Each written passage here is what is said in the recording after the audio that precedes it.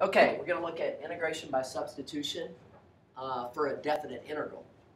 So I've got examples here for each one, and we've already learned how to do this in class. Remember, when we're doing u substitution, we're looking to let u be the inside of the most complicated part. So if I look at this first example, the definite integral from 0 to 1 of r times the square root of 1 minus r squared dr, it looks like to me that the most complicated part of this is the square root. So I'm going to let u, let me get a color here, u be equal to 1 minus r squared. All right, so when I do my integration by substitution, I'm going to go ahead and write my integral sign down, and I need to substitute for everything. The r, the square root of 1 minus r squared, the dr, and the 0, and the 1. And I'm going to convert everything over to in terms of u. So if I replace this first, I'm going to have u to the 1/2, so I can go ahead and cross that out. And then what I've got left is a r dr, so I'm going to go ahead and find the derivative of u, which is du dr, but I'm also going to separate the variables, so it's going to end up being negative 2r, and when I separate the variables, I move the dr to this side. Now remember, I want to replace an r dr, but what I've got is negative 2 dr, and I just want r dr, so I'm going to move the negative 2 over. So what I'm really doing is multiplying this by negative 1/2, so that 2 will cancel. So that negative 2 will cancel, so then you get r dr, and that's what, and this happened because of chain rule in the first place. So I'm going to go ahead and put negative 1/2 du in. Remember, the goal of integration by substitution is to make it a lot simpler than what it was originally. Then I'm going to change my limits of integration over. That's the big difference when you're doing integration by substitution for definite integrals, is that we change over the limits of integration. So I'm going to plug the 0 in. The 0 gives me 1 minus, and I'm plugging it in right here. So I'm going to plug 0 in. So it's 1 minus 0 squared, which is 1.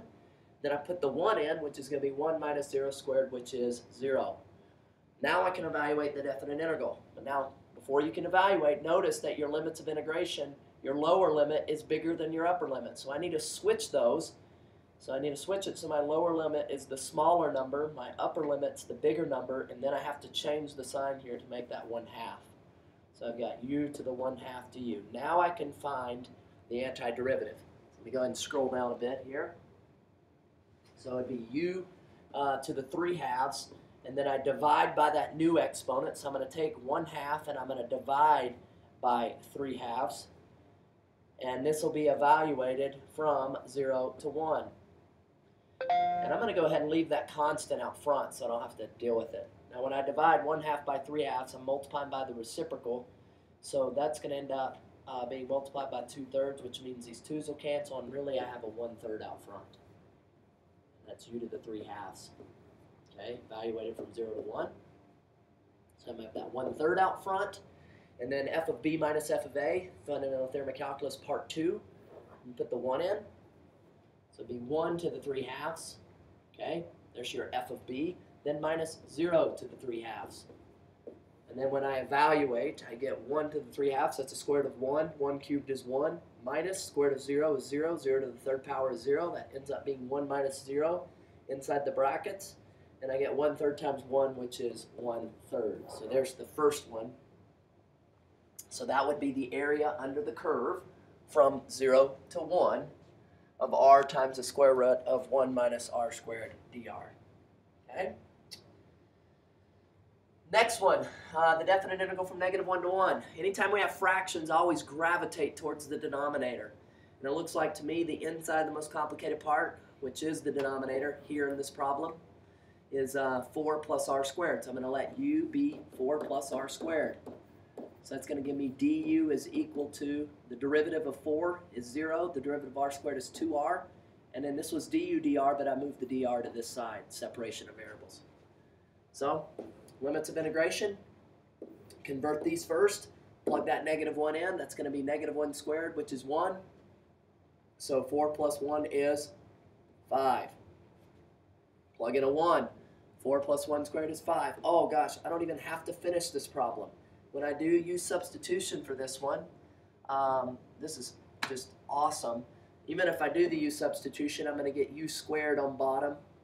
That replaces that. Then I need a 5r dr. But I can just pull the 5 out front, multiply by the 5, and then you can get rid of the r dr.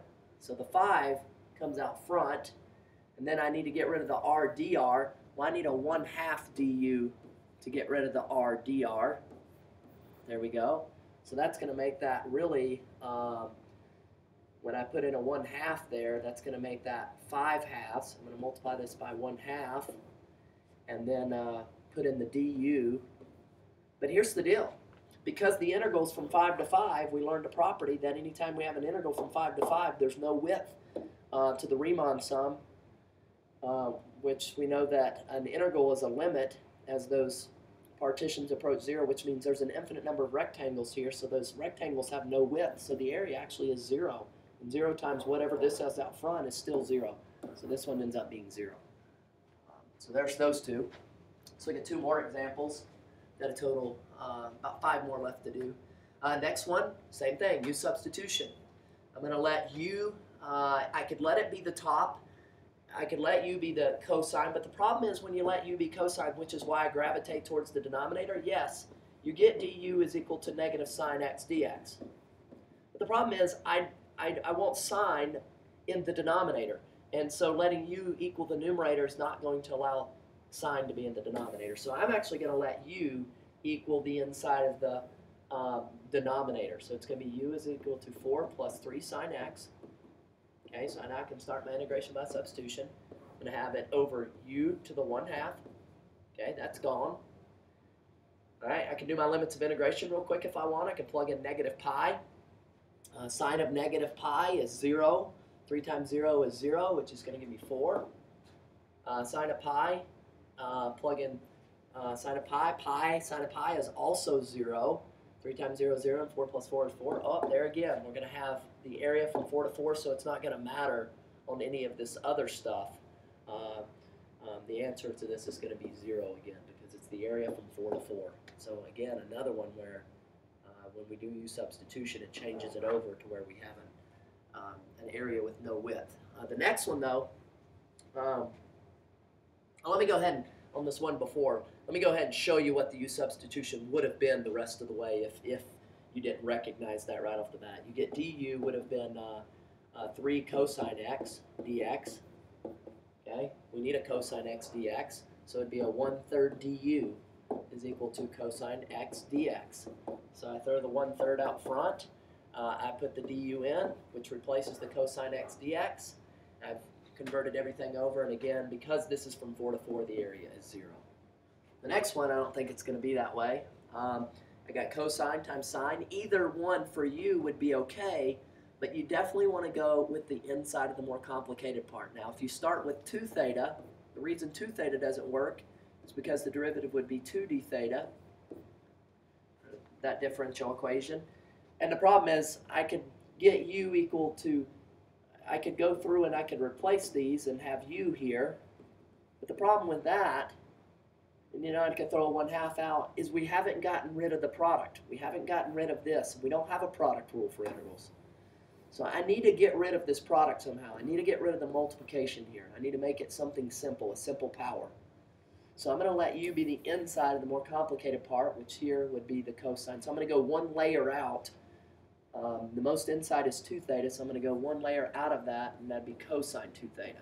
And the nice thing about that is the derivative of that ends up being the sine, which is the other piece that I want to get rid of. And it actually is negative sine 2 theta times 2 times d theta.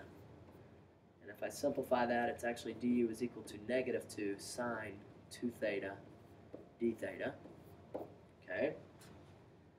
So now I can start doing my u substitution. Let me come down here where I got some room. So it'd be the integral.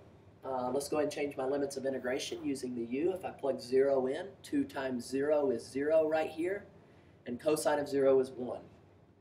Okay, unit circle. Pi over 6. 2 times pi over 6 is pi over 3, because the 2 cancels the 6, makes it pi over 3. Cosine of pi over 3 is 1/2. Okay, 1 to 1/2. I'm going to have to change that in a minute. So then I do, so that's good. I can check those off. Then I got cosine 2 theta. I'm going to plug in u for that, u to the negative 3, so that's gone.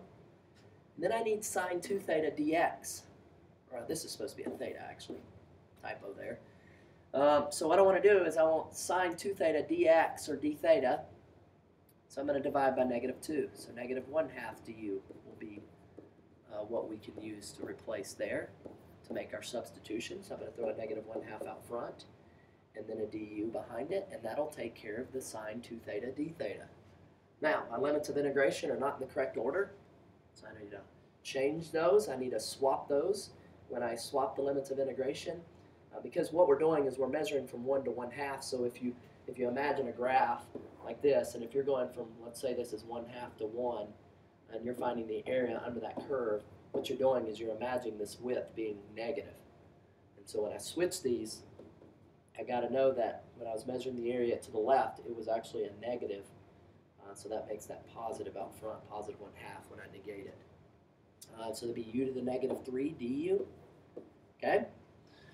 All right. Simple power rule, add 1 back to the exponent, so it'd be -2, and then divide by the new exponent. So if I divide 1/2 by -2, multiply by the reciprocal, I get -1/4. And this is evaluated from 1/2 to 1. Okay? So I'm going to have a -1/4 out front. And then my f of b minus f of a, when I plug 1 in, it's going to be 1 over 1 squared. I'm going to move that to the basement. This is u to the -2. Minus 1 over 1/2 squared. Okay? Let me get a little bit more room here, more page to work with. So coming down this way, so we're going to have -1/4 times 1 over 1 squared is 1 minus 1 over 1/2 squared. 1/2 squared is 1/4. So you got 1 divided by 1/4, which multiplied by the reciprocal, you get 4. And so we're going to get a -3 in here times a -1/4. The answer is 3/4. Okay? Last 3 examples here I have to look at with integration by substitution for definite integrals is involving some other a regular polynomial function and then some transcendental functions, which are e to the x, cotangent, trig functions, things like that. This one right here, pretty straightforward. Got a fraction, so I always gravitate towards the denominator. So u equals 2x minus 3. So du is going to be equal to 2dx. All right. Limits of integration, go ahead and plug the 2 in. Again, over here, so you have 2 times 2 is 4. 4 minus 3 is 1. Plug the 5 in. 2 times 5 is 10. 10 minus 3 is 7. We're going to go ahead and put the u in for the 2x minus 3, so that's gone. Now I just need to replace a dx. That's all I've got left. These things are gone. So I'm going to have a 1/2 du is equal to dx. Okay, so throw the 1/2 out front, put the du there. Now, a lot of people look at this right away and like, oh gosh, what do? Do I move this u to the top and make it u to the -1? No, because this is really 1/2. Scroll down here. This is really 1/2 times the definite integral from 1 to 7 of 1 over u du. And if I see that and I recognize the 1 over u, I remember if I go u to the -1, if I try and make this u to the -1, simple power rule doesn't work. If you add 1 back, you get a 0, but then you can't divide by 0 in your simple power rule for integrals. So what we do is we recognize that this right here, the antiderivative of it is natural log. So it's 1/2 because the derivative of natural log is 1 over u. All right, so it's 1/2 times ln, and it's an absolute value from 1 to 7. And that's because the derivative is the reciprocal function, which is boomerangs, and it can be negative. U can be negative, but when we go back to the antiderivative, which is natural log, U can't be negative here. It can be in its derivative, but it can't be in its antiderivative. So I'm going to have 1/2 times the natural log of 7 minus the natural log of 1, f of b minus f of a. Natural log of 7, can't calculate that without a calculator. Natural log of 1 is 0. So I'm going to have 1/2 times natural log of 7. Now, on the AP exam, they'll try and hide this from you and say, hey, remember, this is the monkey. I got to put him back in the tree. So it's really natural log of 7 to the 1/2, which might be also written natural log of the square root of 7. So there's your area under the curve for that one. Whatever these look like. Remember, it's always bound by the curve in the x-axis. Now we go for the next one. Again, fraction, gravitate towards the denominator. U is equal to 3 plus e to the x. My du is going to be equal to the derivative, which is derivative of 3 is 0, derivative of e to the x is e to the x. Works out really nice with your dx. So again, convert my limits of integration. Plug in 0. I'm going to get 3 plus e to the 0, which is anything to the 0 power is 1. So 3 plus 1 is 4. And then when I plug in 2, I'm going to get 3 plus e squared. Kind of weird. And since e is 2.718, when we square it, it's going to be something roughly bigger than 4. So 3 plus something bigger than 4 is going to be definitely a larger limit. So we don't have to worry about switching these. It's in the correct order. So I'm going to have u on bottom. Go ahead and do my u substitution. This is replacing that part. That's gone. My limits have been changed over. Now I just need to get rid of this e to the x dx. Well, du takes care of that. And again, this is really the antiderivative from 4 to 3 plus e squared of 1 over u du, which equals natural log absolute value of u evaluated from 4 to 3 plus e squared. All right, do your f of b minus f of a, so it'd be natural log of 3 plus e squared minus natural log of 4. And absolute values are not necessary in either case because we know this is positive, we know this is positive, so it ends up just being the natural log of 3 plus e squared minus natural log of 4. Now again, what they'll try and do is use properties of logarithms. Instead of having this as two separate logs, which is the correct answer, they can put it as a single logarithm. So they'll take and write it as a single logarithm. And when I subtract logarithms, I can write them as a single logarithm by taking the two numbers and dividing them. So they might have it this way, 3 plus e squared divided by 4, the whole ln of that. So they could write the answer that way. Last example to look at is the antiderivative from pi over 4 to 3 pi over 4 of cotangent x dx. Now here's the deal. How do you know? This is a very popular, I'm going to erase the rest of this, go back and look at it. This is a very, very popular problem. And the reason why is because at first you look at it and you think, well, it doesn't look very hard, but there is no function whose derivative that you know that you have memorized or that you can think of. There's no basic antiderivative rule for cotangent x because I don't know a basic derivative rule whose derivative is cotangent x. So I'm going to have to get into using an identity. And the way that we always do this is use a quotient identity, which is rewriting cotangent as cosine x over sine x, forming a quotient. And then since we don't have a quotient rule, we just use u substitution. What we do is we let u be the bottom. You can almost be guaranteed you're going to see this problem. So we have u is equal to sine x. So then du would equal cosine x dx, which the substitution then becomes easy. Another popular one to do this with is tangent, okay, or cosecant or secant. And you do the same kind of thing. The reason we don't do secant, cosecant, and AB is because then you have to get into integration by parts, and that's a BC topic. So I'm going to let u be the bottom. So it's going to be 1 over u. That's gone. The cosine x dx I can replace with du. And then don't forget to convert your limits of integration. So pi over 4, remember we're plugging back into this. Always, to get your new limits of integration, sine of pi over 4 is root 2 over 2. It's in first quadrant. And then sine of 3 pi over 4 is also in the first quadrant. Sorry, that's in the second quadrant. And that's also root 2 over 2, because sine is the y value. And since sine is positive in quadrant 1 and quadrant 2, these are the same limits. And this ends up being 0. And this should make sense because if you think about this graph, if you're finding the area under that curve, cotangent actually has an asymptote at 0, or sorry, it doesn't have an asymptote. Now I'm thrown off because somebody walked in the door. Sorry, its asymptote is at 0, and then cotangent starts here at pi over 2, and here's pi, and it looks like this, cotangent graph. And if you come over here to negative pi over 2 and negative pi, and I think most of you, if you look at this, if you're looking at the area from pi over 4, okay, there's pi over 4 to 3 pi over 4, okay, most of you can see that this area right here would be positive, this area right here would be negative, and that those are equivalent areas, and those would add up and give you 0. So there you go.